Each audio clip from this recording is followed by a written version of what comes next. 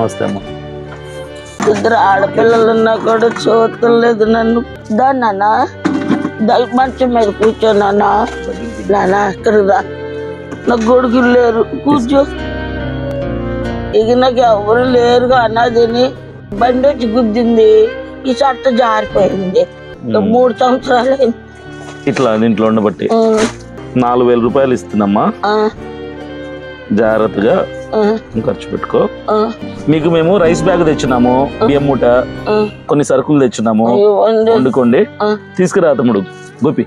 26 కేజీలు బియ్యం, ఓకేనమ్మా. ఇంకా కొన్ని సరుకులు చెప్తాను, నువ్వు దగ్గర పెట్టుకో. మళ్ళీ ఎప్పుడు వస్తారు? నీ అయిపోయిన తర్వాత వచ్చేస్తాం.